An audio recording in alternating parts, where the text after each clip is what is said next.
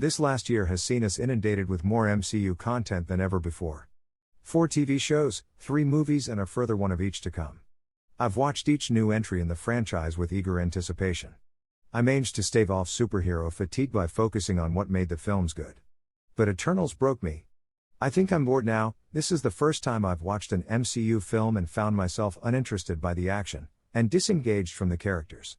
The visual flair that Chloe Zhao, Nomadland, the writer, brings to the film is unable to keep me interested, and aside from a few genuinely beautiful shots, it seemed miles away from the Oscar-winning Nomadland.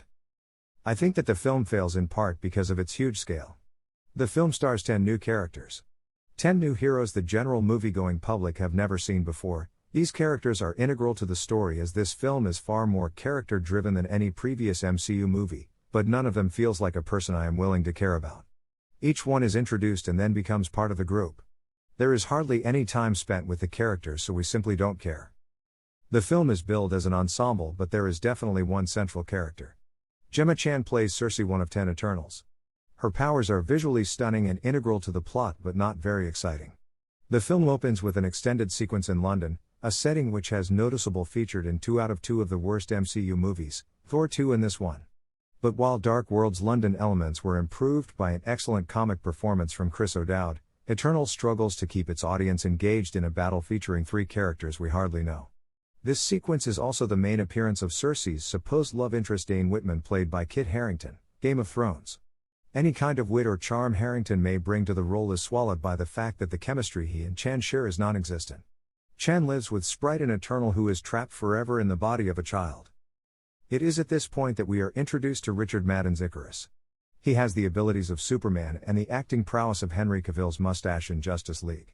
As soon as he arrives on the scene, we are treated to a series of flashbacks regarding the relationship he and Cersei once shared, including the MCU's first sex scene. These scenes serve to flesh out a backstory between these two, but feel odd given that Chan has clearly been shown to be romantically entangled with Whitman. The plot then turns into that of a bizarre heist movie. To quote Rick and Morty, it's 90% putting a team together, a double cross and no payoff. That happens to be a much more accurate description than you might think. As Cersei, Sprite and Icarus gather the rest of the Eternals, we trot across the globe admiring scenery and meeting characters. Each one gets little more than 15 minutes to themselves before we have to move on. Kumail Nanjiani plays Kingo, who for the last 50 years has been acting in Bollywood.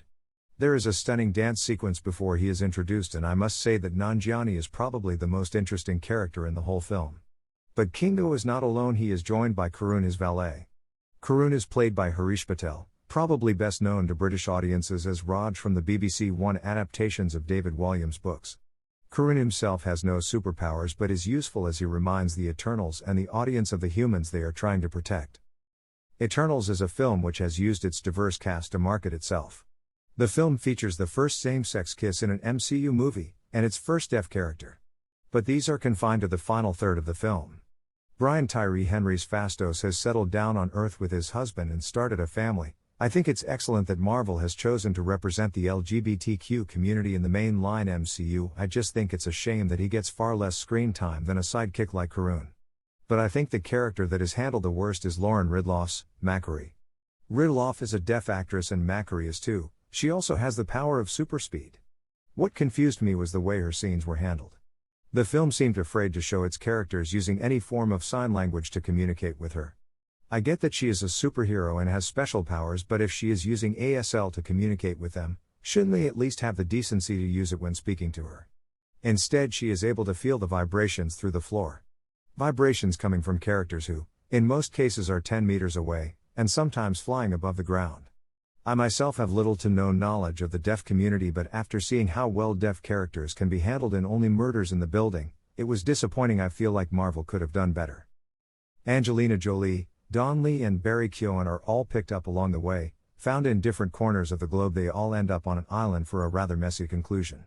A rather significant twist happens, one that was very, very obvious from the start, and a betrayal occurs.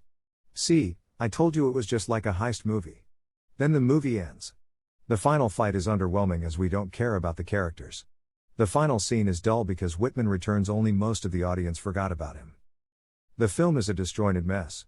At times it seems to be pulling towards a more nuanced, arty tone with beautiful vistas. And then it devolves into typical Marvel schlock. Even the score feels disconnected. While I enjoyed the Eternals theme, its bombastic notes don't fit what we see of the group on screen. All of the good fight scenes occur in flashback, and I often found myself wishing I was watching that film instead of this one. To be honest, I think it would have worked quite well. Zhao is clearly talented but not cut out for a superhero movie. She simply cannot handle such a large cast, and the fights feel like they were directed by a different person. I only hope Zhao's name doesn't become sullied by the reputation I feel this film will garner amongst fans and critics.